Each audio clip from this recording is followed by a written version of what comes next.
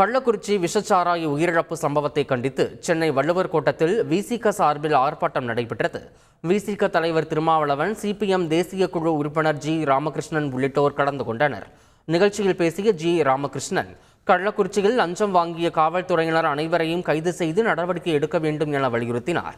தொடர்ந்து பேசிய திருமாவளவன், மது விலக்கு கொள்கையை தேசிய கொள்கையாக அறிவிக்க வேண்டும் என வலியுறுத்தினார். இதை வலியுறுத்தி செப்டம்பர் 17ஆம் தேதி 5 லட்சம் பெண்களை கொண்டு மதுவிலக்கு மாநாடு நடத்தப்படும் என்றும் அவர் அறிவித்தார். மெத்தனால யாராலும் வாங்கலாம், எப்படி கலாச்சாரத்துக்காக விற்பனை செய்யலாம் என்று அந்த வியாபாரத்திற்காக அப்படி விற்பனை செய்கிறோடு கையூட்டு பெற்றுக்கொண்ட அந்த காவல்துறையினர் அங்கே கட்டுப்படுத்த முடியாத போது 57 பேர் என்ன அதிக சாவி எண்ணிக்கை அதிகமாகிற போது அங்கே சஸ்பென்ஷன் போராது, இடைநீக்கம் போதாது, அனைத்து காவல்துறை அதிகாரிகளையும் அவங்க மீது அவர் கைது செய்து நடவடிக்கை எடுக்க வேண்டும் என்று மார்க்சிஸ்ட் கம்யூனிஸ்ட் கட்சி சார்பாக மீண்டும் வலியுறுத்தி கடமைப்பட்டிருக்கிறேன். விடுதலை சிறுத்தைகள் வைக்கிற கோரிக்கை, இந்தியா முழுவதும் தேசிய கொள்கையாக மதுவிலக்கு கொள்கையை மாற்ற வேண்டும். அதற்கு அரசமைப்பு சட்டம் இடம் கொடுக்கிறது. டைரக்டிவ் பிரின்சிபல் ஆர்டிகல் 47 அதை வலியுறுத்துகிறது. இந்திய ஒன்றிய அரசும் மாநில அரசுகளும் இணைந்து மதுவிலக்கு கொள்கையை நடைமுறைப்படுத்த வேண்டும். மனித வளத்தை சிதைக்கிற முயற்சியை கைவிட வேண்டும். பகுத்தறிவு பகலவன் தந்தை பெரியாரின் பிறந்த நாள் செப்டம்பர் 17இல் மகளிர் மட்டும் பங்கேற்கிற மாபெரும் மகளிர் மாநாட்டை நடத்த இருக்கிறோம். மதுவிலக்கு அமல்படுத்த கோரி 5 லட்சம் பெண்களை திரட்டி மிக பெரும் மாநாட்டை நடத்த இருக்கிறோம். தேசிய அளவில் மதுவிலக்கு கொள்கையை நடைமுறைப்படுத்து என்பதுதான் கோரிக்கை. பிணத்தின் மீது அரசியல் செய்வதை பாஜக தலைவர்கள் தவிர்க்க வேண்டும் என தமிழ்நாடு காங்கிரஸ் கமிட்டியின் தலைவர் செல்வ பெருந்தகை காட்டமாக தெரிவித்துள்ளார். அம்மையார் நிர்மலா சீதாராமன் அவர்கள் நிதியமைச்சர், ஒன்றிய நிதியமைச்சர் நேற்று ஏஎன்ஐ செய்திக்கு ஒரு பேட்டி கொடுக்கிறார். என்ன கொடுக்கிறார் என்றால், கள்ளக்குறிச்சியில் நடந்த சம்பவத்திற்கு அகில இந்திய காங்கிரஸ் தலைவர் மல்லிகார்ஜுன கார்கே அவர்களும் எங்கள் தலைவர் ராகுல் காந்தி அவர்களும் வாய் திறக்கவில்லை என்று ஒரு கேள்வியை எழுப்பியிருக்கிறார். எங்களுடைய தலைவர் ராகுல் காந்தி அவர்களும் அகில இந்திய தலைவர் மல்லிகார்ஜுன கார்கே அவர்களும் சம்பவ செய்தி கேட்டவுடன் தொலைபேசியில் தொடர்பு கொண்டு நேரடியாக அங்கு சென்று மருத்துவமனையில் உள்நோயாளியாக இருக்கின்ற பாதிக்கப்பட்டவர்களை பார்த்து ஆறுதல் கூறி அவர்களுக்கு வேண்டிய மருத்துவ உதவிகளை நீங்கள் செய்யுங்கள், இறந்து போனவர்களுடைய பிரேதங்களுக்கு இறுதி அஞ்சலி செலுத்தி அங்கே அடக்கம் செய்ய வரை இருந்துவிட்டு வாருங்கள் என்று 2 பேரும் என்னை அனுப்பி வைத்தார்கள். எல்லாத்தையும் முடித்துவிட்டு கடைசியாக எங்கள் தலைவர் ராகுல் காந்தியும் மல்லிகார்ஜுன கார்கே அவர்களும் அந்த குழந்தைகளின் படிப்பு செலவை காங்கிரஸ் பேரியக்கம் ஏற்றுக்கொள்ளும் என்று நீங்கள் அறிவிப்பு செய்யுங்கள் என்று சொன்னார்கள். காங்கிரஸ் பேரியக்கம் இறந்தவருடைய குழந்தைகளின் கல்வி செலவை ஏற்கும் என்று அறிவிப்பு செய்தோம். இது இப்படி இருக்கையில் புதுடெல்லியில் இருக்கின்ற தலைவர்கள் வாய் திறக்கவில்லை என்று பிணத்தின் மீதும் மலிவான அரசியல் செய்வதை பாஜக தலைவர்கள் தவிர்க்க வேண்டும். கள்ளச்சாராய மரணம் குறித்து சிபிஐ விசாரணை நடத்தப்பட வேண்டும் என்று திண்டுக்கல்லில் நடைபெற்ற கண்டன ஆர்ப்பாட்டத்தில் அதிமுக முன்னாள் அமைச்சர் திண்டுக்கல் சீனிவாசன் வலியுறுத்தியுள்ளார். கள்ளக்குறிச்சியில் நடந்த சாராய விபத்து, விஷச்சாராயம் குடித்து 64 பேர் இதுவரை இறந்ததற்கு கண்டனம் தெரிவித்து தார்மீக பொறுப்பேற்று முதலமைச்சர் ஸ்டாலின் பதவி விலக வேண்டும், சிபிஐ விசாரணை நடத்த வேண்டும் என்பதற்காக இந்த ஆர்ப்பாட்டம் நடத்தியிருக்கோம். கள்ளக்குறிச்சி விவகாரத்தில் அதிமுகவும் பாஜகவும் வெற்று அரசியல் செய்வதாக இந்திய கம்யூனிஸ்ட் மாநில செயலாளர் முத்தரசன் விமர்சித்துள்ளார். எடப்பாடி பழனிசாமி சொல்கிறாரு சிபிஐ விசாரணை வேணுங்கிறாரு, முதலமைச்சர் ராஜினாமா பண்ணுங்கிறாரு. சரி, ஒரு வாதத்துக்காக நான் அதை ஏற்றுக்கொள்கிறேன் அப்படின்னா எடப்பாடி பழனிசாமி முதலமைச்சராக எத்தனை முறை ராஜினாமா பண்ணியிருக்கணும்?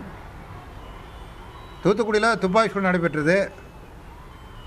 முதலமைச்சர் என்ன சொன்னார்? கோட்டையில் இருந்துக்கிட்டு தொலைக்காட்சியில் பார்த்தாலும் தெரிந்து கொண்டேன்னு சொன்னாரா இல்லையா?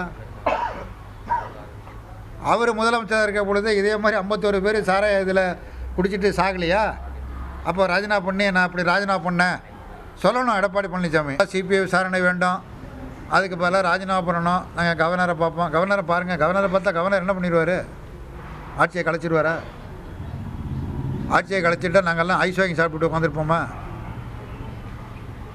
அதாவது வெற்று அரசியல் பண்ணுவது, மக்கள் பிரச்சனைகளை கவனம் செலுத்தாமல் மலிவான அரசியல், தரம் தாழ்ந்த அரசியல், விளம்பர அரசியல், இந்த அரசியலைத்தான் அண்ணாமலையும் எடப்பாடியும் இன்றைக்கு மேற்கொண்டிருக்கிறார்கள். கள்ளக்குறிச்சி விஷச்சாராயம் குடித்தவர்களில் இதுவரை 8 பேர் சிகிச்சை முடிந்து வீடு திரும்பியுள்ளனர். கள்ளக்குறிச்சியில் விஷச்சாராயம் குடித்த 100க்கும் மேற்பட்டோர் கள்ளக்குறிச்சி, சேலம், புதுச்சேரி, விழுப்புரம் உள்ளிட்ட அரசு மருத்துவக் கல்லூரி மருத்துவமனைகளில் சிகிச்சை பெற்று வருகின்றனர். விஷச்சாராய சம்பவத்தில் இதுவரை கள்ளக்குறிச்சி, கருணாபுரம், சேஷசமுத்திரம், மாதவச்சேரி உள்ளிட்ட பகுதிகளைச் சேர்ந்த 59 பேர் உயிரிழந்திருப்பதாக மாவட்ட நிர்வாகம் சார்பில் அதிகாரப்பூர்வமாக அறிவிக்கப்பட்டுள்ளது. மேலும் கள்ளக்குறிச்சி அரசு மருத்துவக் கல்லூரி மருத்துவமனையில் சிகிச்சை பெற்று வரும் 6 பேரும், புதுச்சேரி ஜிப்மர் மருத்துவமனையில் சிகிச்சை பெற்று வரும் 4 பேரும் கண் பார்வையை இழந்துள்ளனர். 157 பேர் சிகிச்சை பெற்று வரும் நிலையில் 8 பேர் குணமடைந்து வீடு திரும்பியுள்ளனர். கள்ளக்குறிச்சி விஷச்சாராய சம்பவத்தில் சாக்கடை மற்றும் தோட்டங்களில் மெத்தனால் பேரல்களை மறைத்து வைத்து சாராய வியாபாரிகள் விற்பனை செய்து வந்தது தெரிய வந்துள்ளது. விஷச்சாராய வழக்கில் ஒரு பக்கம் சிபிசிஐடி போலீசார் அதிரடி விசாரணை மேற்கொண்டு வருகின்றனர். சென்னை மற்றும் ஆந்திராவில் இருந்து மெத்தனாலை கடத்தி வந்த 19 வயது இளைஞர் மாதேஷிடம் அதிகாரிகள் துருவி விசாரணை நடத்தி வரும் நிலையில் கடைசியாக அவர் அளித்த வாக்குமூலத்தின் அடிப்படையில் ஹரிமுத்து மற்றும் ஐயாச்சாமி ஆகியோரை சிபிசிஐடி போலீசார் கைது செய்தனர். இருவரிடமும் நடத்திய விசாரணையில் மாதேஷ் கடத்தி வரும் மெத்தனால் பேரல்களை இருவரும் கள்ளக்குறிச்சி தியாகத்துருகம் பகுதியில் உள்ள சாக்கடைகளிலும் ஐயாச்சாமியின் உறவினர் தோட்டத்திலும் மறைத்து வைத்து விற்பனை செய்திருப்பது தெரிய வந்துள்ளது. தொடர்ந்து மெத்தனால் பேரல்கள் பதுக்கி வைக்கப்பட்ட இடங்கள் குறித்து விசாரணை நடத்தி வரும் அதிகாரிகள் வழக்கின் முக்கிய நபர்களான மாதேஷ் மற்றும் சின்னதுரை ஆகிய இருவரையும் காவலில் எடுத்து விசாரிக்க கள்ளக்குறிச்சி நீதிமன்றத்தில் மனு தாக்கல் செய்திருப்பதும் குறிப்பிடத்தக்கது.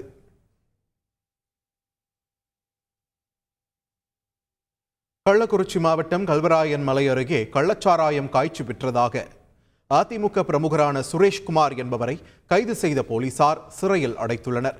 சேலம் மாவட்டம் கல்லாநத்தம் கிராமத்தைச் சேர்ந்தவர் சுரேஷ் என்கிற சுரேஷ்குமார். இவர் கைது செய்யப்பட்டிருக்கிறார். அதிமுக பிரமுகரான இவர் கள்ளக்குறிச்சி மாவட்டம் கல்வராயன் மலை அருகே உள்ள மணப்பாச்சி கிராமத்தில் கள்ளச்சாராயம் காய்ச்சி விற்று வந்துள்ளார். இந்நிலையில் சுரேஷ்குமாரை கைது செய்த போலீசார் நீதிமன்றத்தில் ஆஜர்படுத்தி சிறையில் அடைத்தனர். சுரேஷ்குமார் மீது ஏற்கனவே 40க்கும் மேற்பட்ட வழக்குகள் நிலுவையில் உள்ளன. ஏற்கனவே சுரேஷ்குமார் அதிமுகவின் வேளாண் பிரிவு ஆத்தூர் கிழக்கு ஒன்றிய செயலாளராக இருந்துள்ளார். கல்வராயன் மலை அருகே சாராயம் காய்ச்சி விற்று வந்த சுரேஷ்குமார் அடிக்கடி தனது தாயாரை பார்க்க சொந்த கிராமமான கல்லாநத்தத்திற்கும் சென்று வந்துள்ளதாக போலீசார் தெரிவித்தனர். விஷசாராய உயிர்பலிகளுக்கு பயந்து வீட்டில் பதுக்கி வைத்திருந்த மெத்தனாலை அழிக்க முயன்ற போது வெடி விபத்து ஏற்பட்டு தான் நூலிழையில் உயிர் தப்பியதாக கைதான சாராய வியாபாரி கண்ணன் வாக்குமூலம் அளித்திருக்கிறார். கள்ளக்குறிச்சி விஷச்சாராய விவகாரம் தொடர்பாக போலீசார் தீவிர விசாரணை நடத்தி வருகின்றனர். இந்நிலையில் இந்த வழக்கில் கைது செய்யப்பட்டுள்ள சாராய வியாபாரி கண்ணன் போலீசில் பரபரப்பு வாக்குமூலம் ஒன்றை அளித்திருக்கிறார். தன் வீட்டில் சுமார் 100 லிட்டர் வரை மெத்தனால் கலந்த சாராயத்தை விற்பனைக்காக பதுக்கி வைத்திருந்ததாகவும் அடுத்தடுத்து உயிரிழப்புகள் ஏற்பட வீட்டில் இருந்த சாராயத்தை உடனடியாக அழித்ததாகவும் தெரிவித்திருக்கிறார்.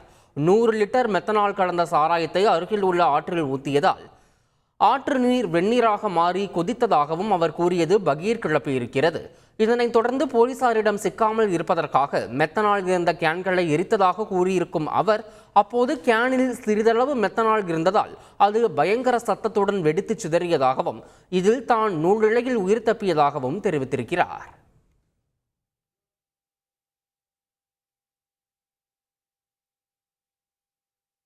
கள்ளக்குறிச்சி மாவட்டம் கல்வராயன் மலையில் பிரபல சாராய வியாபாரியை பிடித்து போலீசார் விசாரணை நடத்தி வருகின்றனர். கள்ளக்குறிச்சி விஷச்சாராய உயிர்பலிகளை தொடர்ந்து கல்வராயன் மலையில் 4 மாவட்ட போலீசார் மற்றும் சிறப்பு அதிரடிப்படை வீரர்கள் என 200க்கும் மேற்பட்ட வீரர்கள் போலீசார் தீவிர சோதனை நடத்தி வருகின்றனர். இந்நிலையில் மலையடிவார பகுதியான மல்லிகைப்பாடி கிராமத்தைச் சேர்ந்த பிரபல சாராய வியாபாரி ஏழுமலை என்பவரை பிடித்து போலீசார் விசாரணை நடத்தி வருகின்றனர். கள்ளக்குறிச்சி விஷசாராய குற்றவாளிகளுடன் ஏழுமலைக்கு தொடர்பு இருக்கிறதா என்ற கோணத்தில் விசாரணை நடத்தப்பட்டு வருகிறது. செய்திகளை உடனுக்குடன் தெரிந்து கொள்ள உடனே சப்ஸ்கிரைப் பண்ணுங்க.